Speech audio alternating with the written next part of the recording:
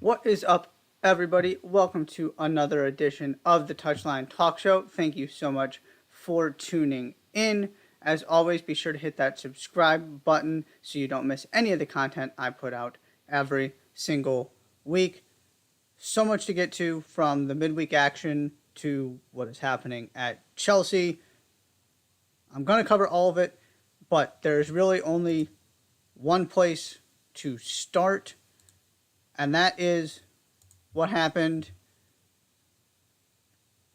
in El Clasico, the fifth of the season. Real Madrid 4, Barcelona 0.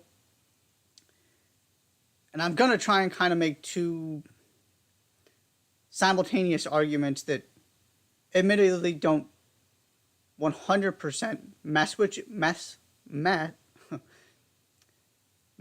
with each other.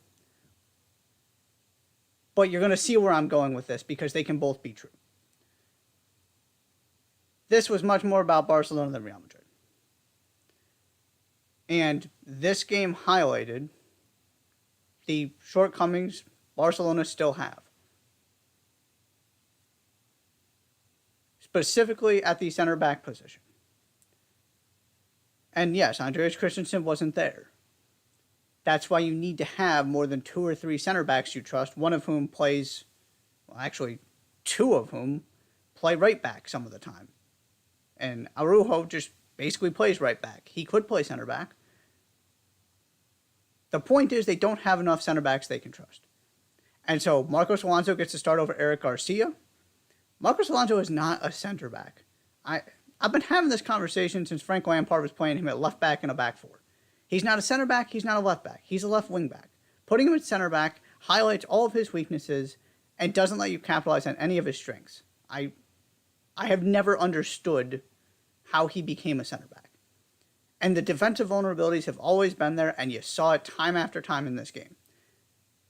On the best chance Real Madrid had before the goal, on the first goal, he gave it away again that I think didn't turn into a goal, but was almost a goal in the second half, and then he got hooked after 65 minutes or whatever it was.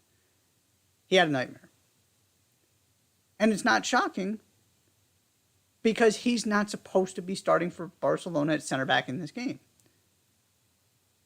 And then you also had, I believe it was Frank Kessié who gave away the penalty that basically finished off the game, in a spot where he had absolutely no reason to do that. These were self-inflicted wounds, more so than they were Real Madrid being absolutely brilliant.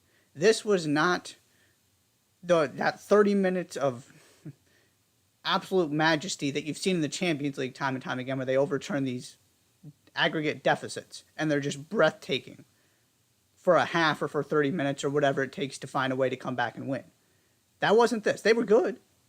Certainly the better team. But Barcelona were comfortable in that first half, and then you had one moment where they hit them on the counter, and then Barcelona just collapsed in the second half.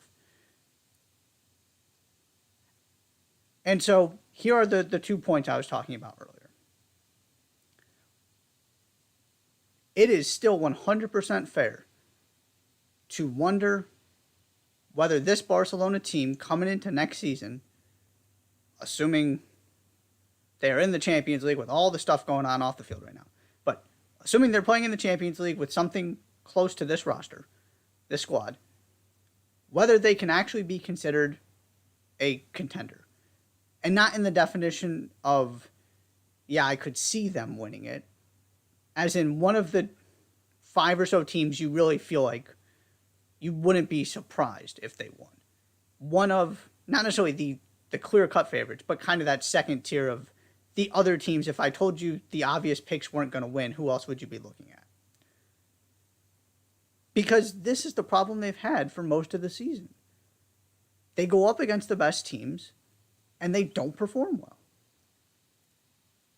Now, the flip side to that is I will still take the consistent team all day long. And that's why I said these two, they don't go together, but they can both be true. Barcelona still has a long way to go, and I still want to praise the team that shows up every week and does what they're supposed to in one of the best leagues in the world. Excuse me, sorry about that. because, especially this season, nobody else is showing up week after week except for Napoli and Arsenal. And there was a moment where he wondered if Arsenal were going to. But they ultimately pulled it back together. Those three teams have shown up. But you look across the board at, PSG right now. You look at Bayern. I'm not going to destroy Barcelona, who have, by the way, beaten Real Madrid 3 times already, for this and make it some bigger commentary. They're the best team in the league. They're better than Real Madrid. They have the part 1 figured out, which is how to go take care of business in La Liga, which is something that Real Madrid has not done, something that plenty of other teams that you put on Barcelona's level are not doing this season. And so I still have them in the, top 5 in my rankings. I believe right now they're number 2. That's going to change this week after this debacle. But they're still going to be in the top 5. They're still going to be somewhere close to Manchester City. Why? Because they show up every week. If you put them on the field and ask me which team I'm taking if I have to win a game, of course I'm taking Manchester City. But that's why the game's not played on paper. This Barcelona team has been really, really good all season. I will continue to say they're not getting the credit they deserve, because they performed poorly and got bad draws in Europe. They would still be in the Europa League if they weren't playing Manchester United. But this game highlighted how far they still have to go. Because when you don't have your preferred 11 available, which is going to happen, when you don't have a good game, they have the ability to implode like this. What they've done is they've just been more consistent than everybody else. And I will always put a lot of value on that. It's the difference between whether I like their chances in La Liga or like their chances in the Champions League. I have a hard time buying into their Champions League stock next season unless this kind of stuff stops happening, because they simply don't have the depth, especially the center back position, to navigate this. And you saw that in this game. On the Real Madrid side, this was a big deal. To avoid losing 4 times to Barcelona, to avoid another embarrassing loss with a trophy potentially on the line, in a tournament where you can win a trophy, after already losing 1 final, after already more or less throwing away any chance you had at getting back into the La Liga title race. They showed up. And before we get into the Real Madrid knockout magic thing, that applies against elite opposition in the Champions League, and if you want to throw this kind of game in there too, then fine. But don't be putting the Copa del Rey in there with the Champions League. Go look at Real Madrid's recent history in this competition, which is also a reason why this is so important. They rise to the occasion when they're playing teams on their level. It's not a knockout thing.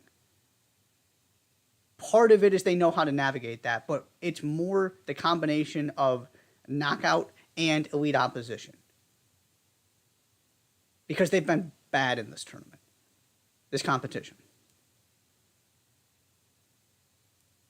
And yet here they are with a terrific chance to win it, a terrific chance to come away with a trophy, which is something that probably wouldn't happen otherwise this season. Now, yes, they could win the Champions League, of course. But you don't want to put all your eggs in that basket. And does it salvage the overall season? No. And I'll be the first person to criticize Real Madrid this year. I've never been high on them. I still have this frustration that too much stock gets put in Champions League in terms of how good that team really is. If you're ranking, of course, if you're asking who's going to win the Champions League, it's a different conversation. Same thing, we just had the NCAA tournaments. I make this comparison all the time. I might pick a different team to win a regular season conference title or to win a league than I am to win a Champions League or an NCAA tournament. Takes a different set of skills, whatever word you want to use. So they get the season series to 3-2. They get a really dominant performance here. They get to the Copa del Rey final, and they do close the gap a little bit between these two teams in terms of the perception. Because the Champions League by itself will not do that. Of course, it helps if you win the thing. But it doesn't make up for the fact that they just haven't been competitive in La Liga this season. At least to me. But now it comes across a little bit more even. So now if you're okay, Barcelona ran away with the league, but Real Madrid, made it to the semifinals of the Champions League or something, won the Copa del Rey. Now we're talking a little bit differently. And this does help Carlo Ancelotti too, although we'll have that conversation if he decides to leave. To me, you're asking for trouble if you were going to show him the door. Now, if he wants the Brazil job, then by all means. I don't think it's the worst thing in the world. But I'm not convinced you're going to get something better. So this helps in that perception too. But at the end of the day, to me, this is more about Barcelona than Real Madrid. It's about the questions that are still there, while also not needing to overreact and no need to rewrite the narrative on this season. They are flawed. And a bunch of other teams this season are too. They have shown up better than just about anybody else week in and week out, and you've got to give them credit for that. Sometimes this kind of stuff happens because they're not player for player at the point where they're matching the best teams in the world. They still have a ways to go to get back to being a top, I can't say top 5 because I haven't been in my top 5, but to be one of the favorites to win the Champions League. That is how I will put it. They still got a way to go. This game was an example of that.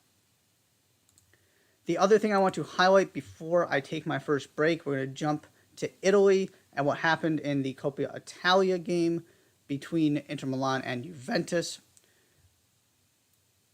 Pretty balanced game. Eventually, Juan Cuadrado put Juventus up in the 83rd minute. It looks like Juve is going to get, the win at home, set themselves up nicely. And then 5 minutes into stoppage time, Romelu Lukaku equalizes from the penalty spot. The narrative of the game kind of flips, and all of a sudden it's Inter that come out with a draw. The bigger headline coming out of this game, though, was the racial abuse that was directed toward Romelu Lukaku, the second yellow he got for taunting Juventus fans after scoring the goal. You had the 2 other red cards. It was a mess at the end. I don't have too much other on the game itself other than to say this was a big deal for Inter Milan to get this equalizer. Why? Because it would have been a 4th straight loss to an Italian opposition. This has been kind of coming off the wheels here. And if you follow all of that up with failing to score again, putting yourself in a hole in the Coppa Italia when you're not going to win the league, this is another chance for a trophy. It would have been really demoralizing. But instead, you come out the happier of the 2 teams here. And no, you didn't win, but you avoided a defeat, and it's a draw that, in terms of kind of moral victories, you absolutely won. So a really nice confidence boost to kind of stop the bleeding for Inter. On the fan behavior part of this, there isn't too much to say because it's the same story every single time. Obviously, it's appalling. Obviously, something needs to be done. This isn't any different than all of the other times this has happened. So I'm just going to kind of break it down to this pretty quickly. It's clear that the measures that are being taken currently are not working because we get these pretty consistently. And it's not just Italy,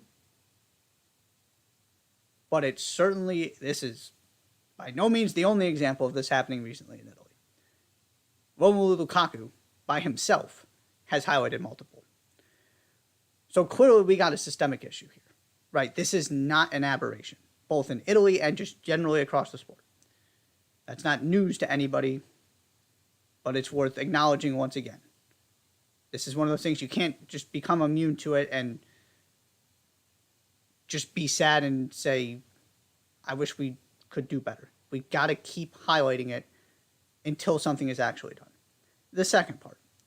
Every time this happens, whether it's the team, whether it's the league, whoever puts out the statements saying that they have no tolerance for racial abuse, that everybody is equal in the sport, that they support the player, whatever, all of those kind of things.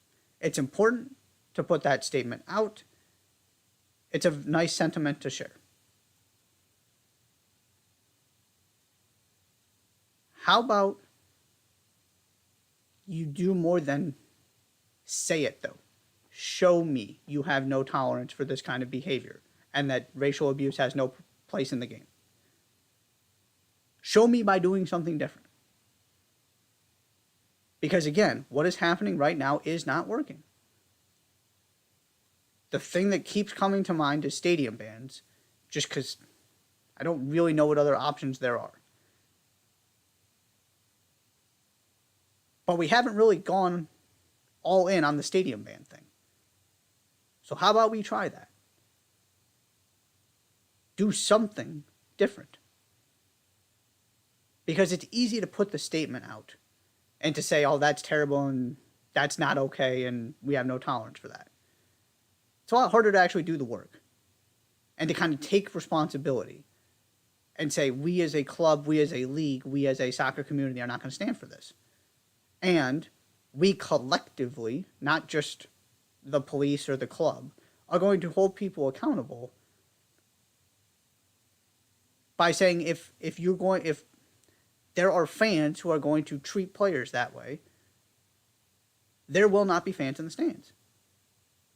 And is it not fair to, of course, it's not everybody, and it's really disappointing that that would ruin that opportunity for people who are doing nothing wrong.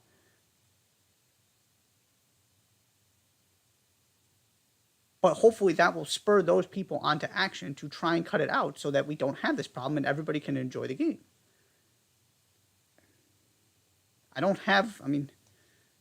You can say the same things over and over about how awful it is and all that stuff.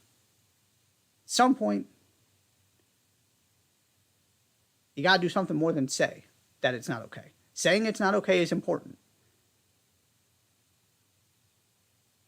Show me how strongly you are against this by figuring out something other than what we've been doing, because we're going to end up right back here, whether it's Lukaku or somebody else, way sooner than we should if we're just continuing down the same path.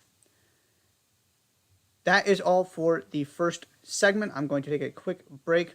When I come back, more midweek action, Premier League, DFB Pokal, and of course, Frank Lampard back on his way for stint 2 as Chelsea manager. I'll be covering all of that. You're watching the Touchline Talk Show. Don't go anywhere.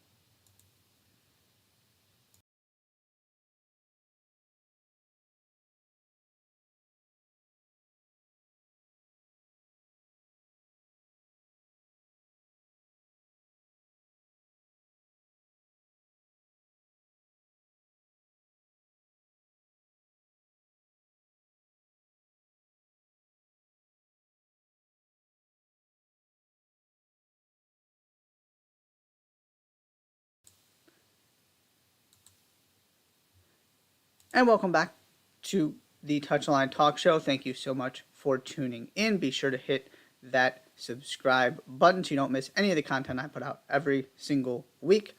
Going to jump into the midweek Premier League action, starting with the top 4 race. Manchester United, Newcastle, both pick up wins. United survive against Brentford. Newcastle do much more than survive against West Ham. It's a thumping for Eddie Howe's team. And so it's this conversation that, and I kind of just keep coming back to this idea, and I've been talking about this, that Spurs have been sitting there with these extra games played and a point or two more, it feels like, than these other teams in the top 4 race, and obviously specifically Newcastle, because United had been ahead of Spurs for almost the entire season. But those games in hand were always sitting there. And Newcastle, even before this win, were averaging more points per game than Spurs. That is the metric I always go to because it's not just maximum points where you assume you win. And it's not the points you already have because that doesn't take into account the games in hand. It is the best representation of how many points they will probably collect from the games in hand. And that told you Newcastle was going to pass Spurs and that United were going to stay ahead of Spurs. And so now, and Brighton win as well, Spurs are in huge trouble here.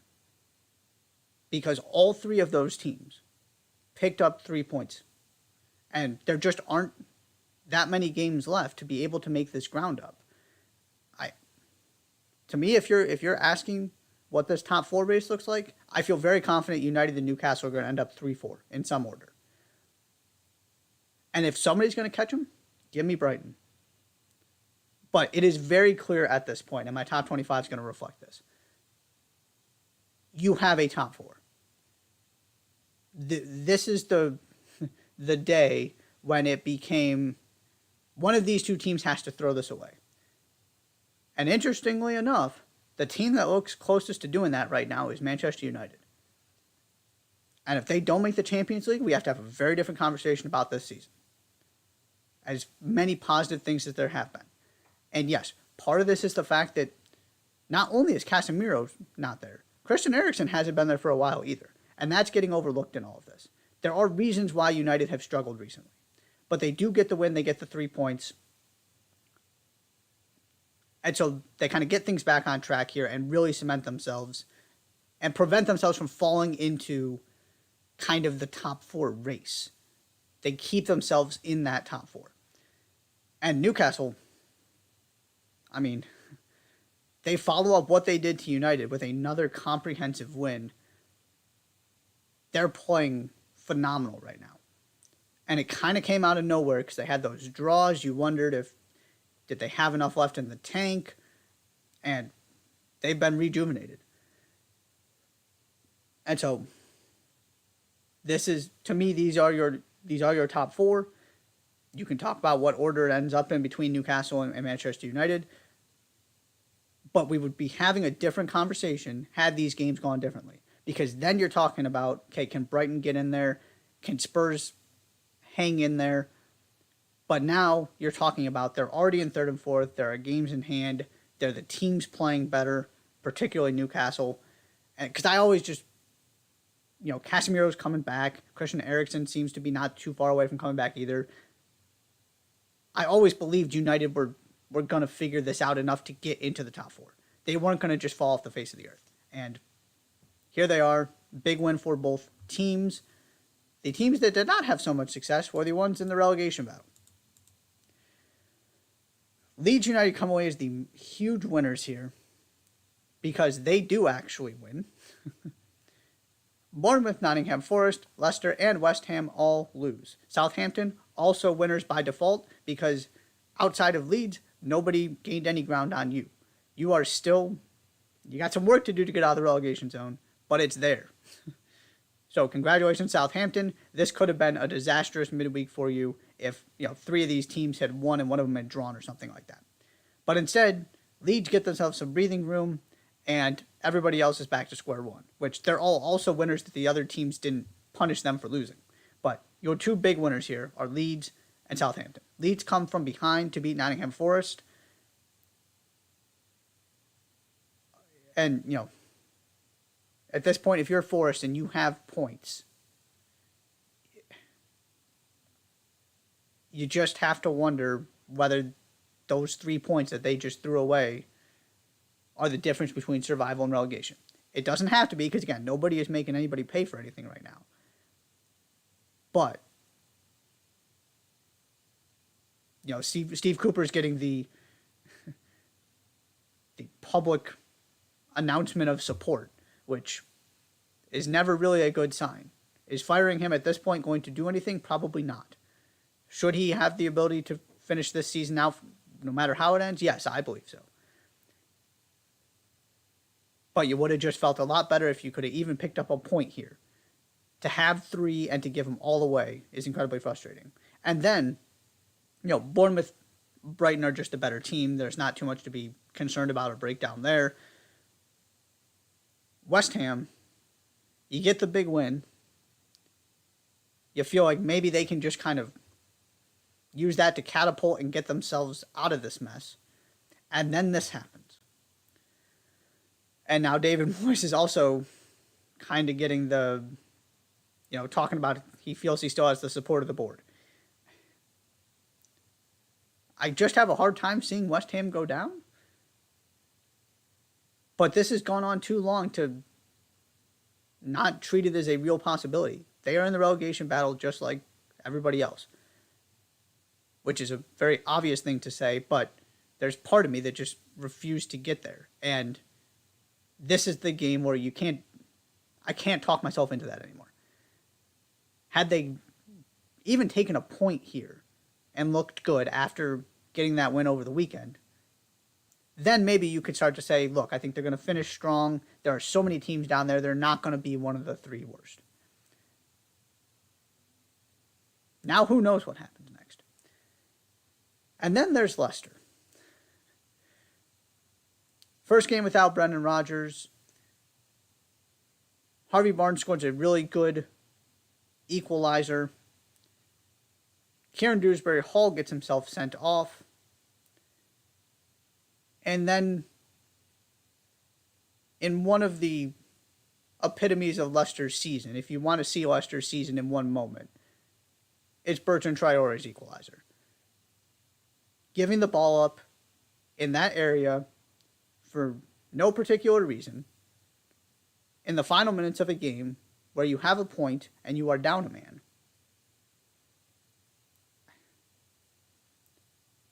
I have plenty of criticism for Brendan Rodgers. And part of that is the selection of the players, but it's not one guy making these mistakes. That was Wilfred Ndidi.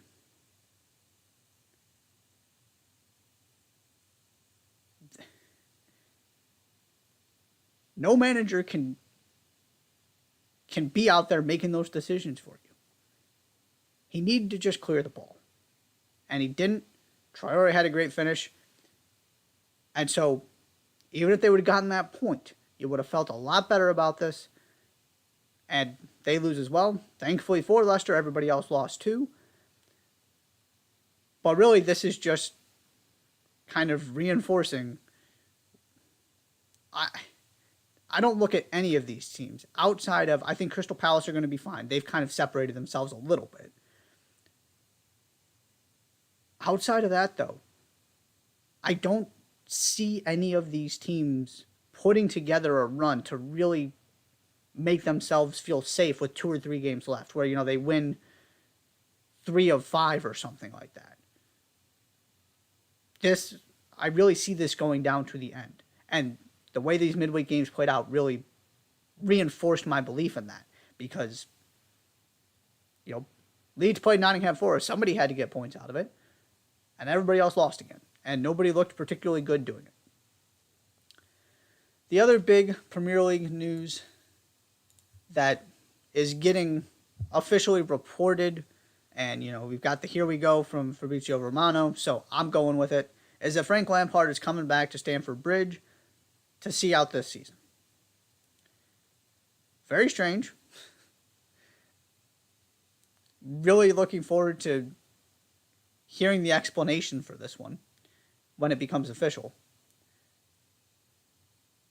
Because the first question that I want to start with is, what is the thought process for going back to a known quantity when you have so little to lose with the rest of this season? You're squarely mid-table. There is nothing left to play for in the Premier League. Obviously, you're still in the Champions League. Now, are you really going to, make these decisions based on the hope that you beat Real Madrid to get to the semis and then somehow go on and win the competition? But that's obviously the focus at this point. Here's what Frank Lampard did in the Champions League his first run at Chelsea. In the group stage with Valencia, Lille, and Ajax, 3 wins, 2 draws, and a loss, and then lost 7-1 on aggregate to Bayern Munich in the round of 16. Year 2, 4 wins and 2 draws in the group stage with Sevilla, Rennes, and Krasnodar. He was fired before the knockout stage began, and then, of course, that team went on to win the Champions League. Those are 2 incredibly favorable groups. He did fine. He won 7 of 12 with 4 draws and a loss. Not bad. You could certainly argue Chelsea should be doing better than winning half their games in a group with Valencia, Lille, and Ajax. Now, that was also the Chelsea team that was the first Chelsea team that, Tammy Abraham in the transfer ban. So you got to give him some grace with that. But he's coached 2 knockout stage games. 7-1 against Bayern Munich was the result, if you put them together. What in his track record in the Champions League gives you confidence that he's going to be able to salvage this and that he's worth bringing in for this Champions League run? Because you're not bringing him in for anything else. That's the part of this I don't get. This isn't bringing in Thomas Tuchel to try and salvage it because you know that he can get you organized and go do what he did with the team that Lampard had really struggling. This is the guy that you fired because you didn't think he could do that.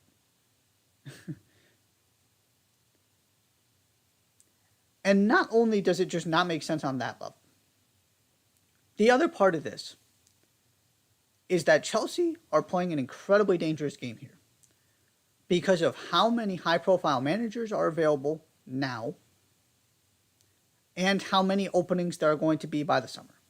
You already know Spurs are looking. And Julian Nagelsmann is high on their list too. It's hard to believe that Christophe Galtier is still managing PSG by the beginning of next season. Carlo Ancelotti may very well be on his way to managing Brazil's men's national team, so Real Madrid might have an opening. There are all kinds of situations that could result in high-profile Italian clubs having openings.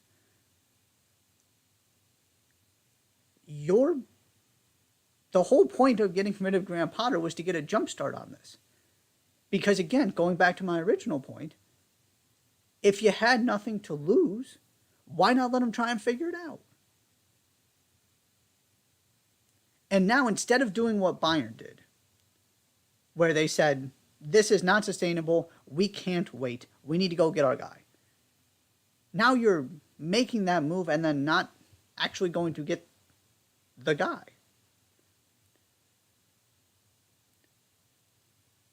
Because if you're comparing Chelsea to Spurs, you've got a much stronger case to convince somebody to take your job.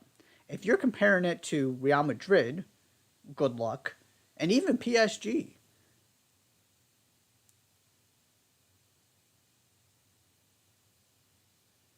the whole benefit of making the managerial change now is that you were ahead of those teams. And that right now I feel like they're at the top of the pecking order.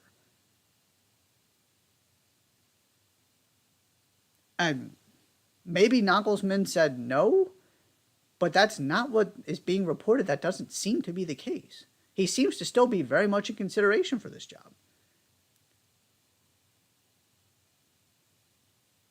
You're just making your life harder by not making your decision now. Because if you put it off,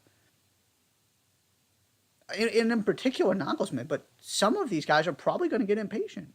They're not going to sit around waiting to take a job that just had the owner fire 2 managers in the span of a season, one of whom was supposed to be the long-term project guy.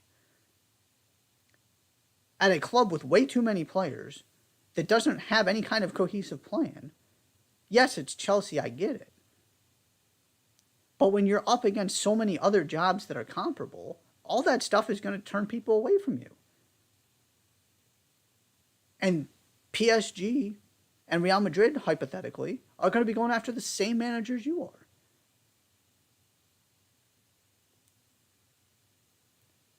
And you're going to lose out to at least Real Madrid and probably PSG too, assuming both those jobs open up. That's one of the most baffling parts of this to me. I don't see the upside in bringing Lampard in. And all it is just making your life more difficult to try and find the guy who's ultimately going to take over.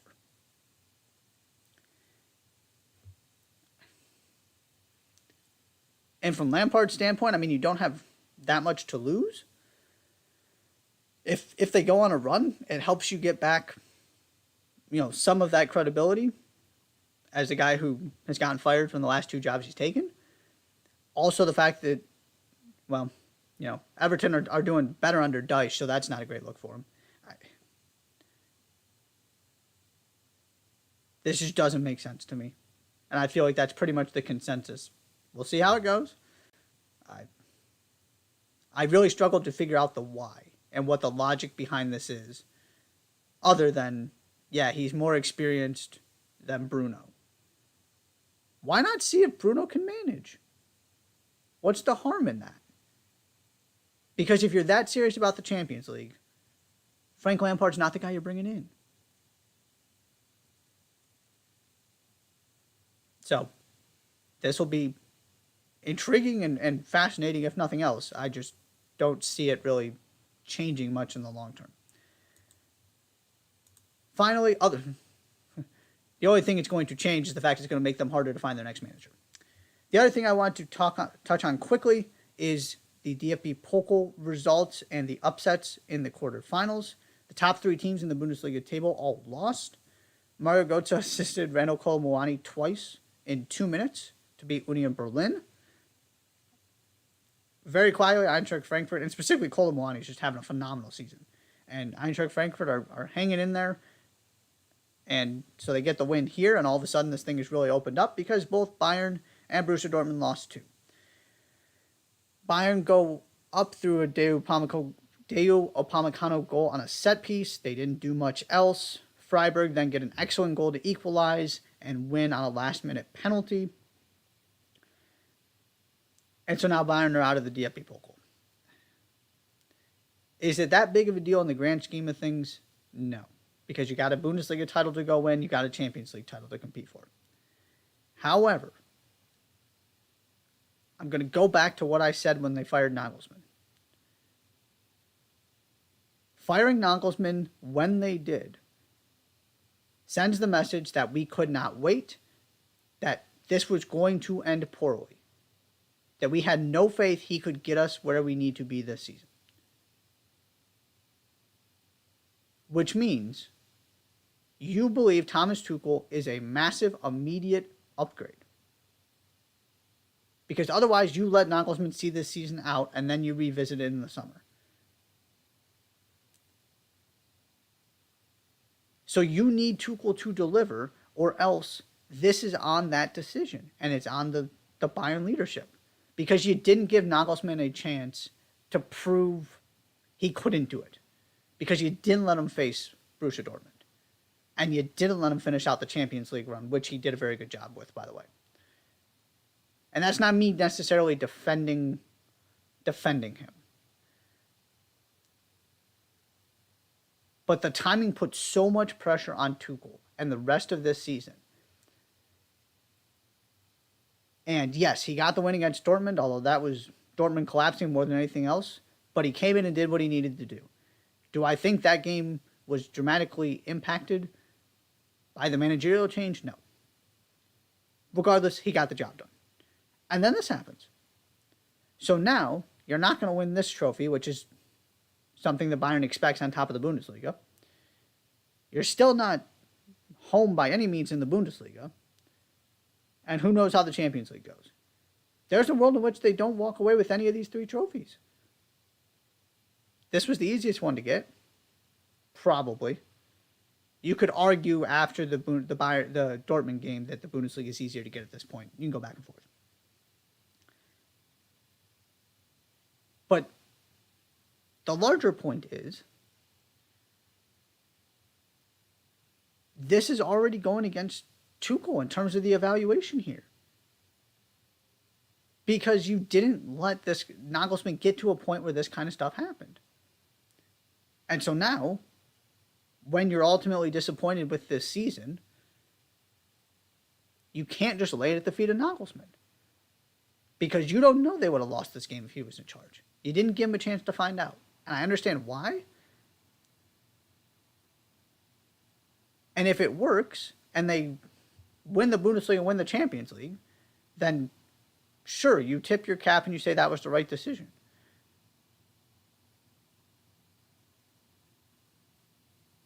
But now you have to win the Bundesliga. You have to. Because otherwise, you hired a guy who didn't win the league anyway, and then immediately got knocked out of the DFB Pokal. It's just a very interesting part of this conversation to me in the way that Bayern handled this. Because they said, we can't wait, we need to go get Tuchel now. Which means you needed Tuchel to deliver. That you didn't believe Nagelsmann could get you through this season. So the results have to show that, or you have to answer for that. And this is, not exactly the way you want to start. Speaking of Dortmund, not a good performance at all against Leipzig. Leipzig were dominant. Dortmund nearly found a way to equalize, and then Leipzig proceeded to go score the goal right after that ended the game. Deserved result. Scoreline could have been even in more favor of Leipzig. And so Dortmund comes off of what happened against Bayern with this game, another bad performance. I will still kind of be of the belief that, look, just get the distractions out of the way. You've got to be really good the rest of the way if you're going to... You still got a shot to win this Bundesliga title. But you're going to have to be really good to do it. Take away the extra games, take away the extra focus, just play the ones in front of you. This is not the end of the world. This is not a club that's desperate for a trophy. They've won this in recent memory.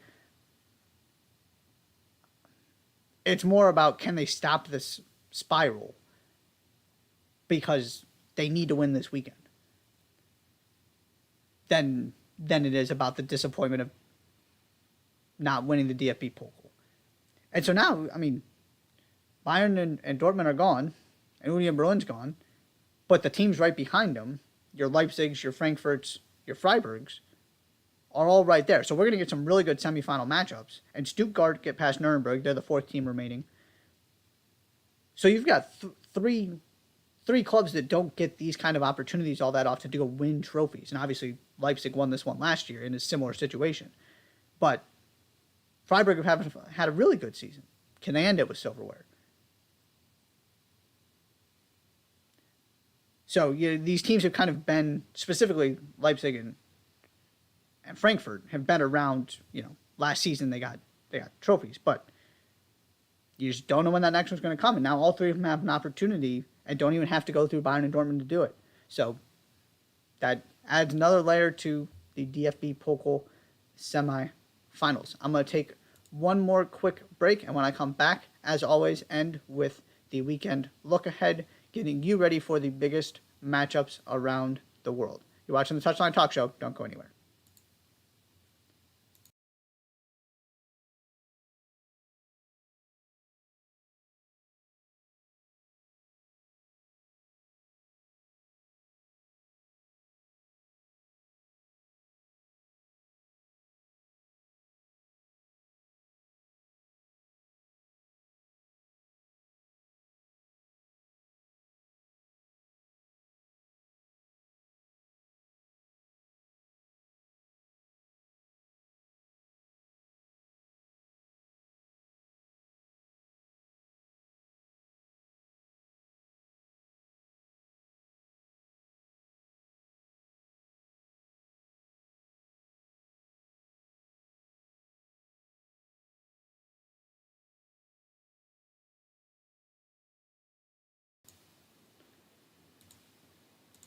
And welcome back one final time to the Touchline Talk Show. Thank you so much for tuning in.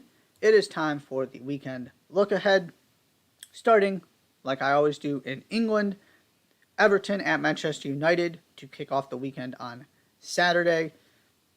Can Everton steal points? Can Manchester United keep this thing going? They've been really good at home, obviously. Prevent themselves from getting dragged into a top 4 race and just finish this thing out. To me, that's what they're going to do, but this is another game where you should have 3 points. Give yourself a little bit more of a cushion. Then the relegation game of the week, Bournemouth at Leicester. Leicester simply have to win this game. There isn't much else to it. After what happened against Aston Villa, with what's coming up next, this is at home. You have to have 3 points. Have to.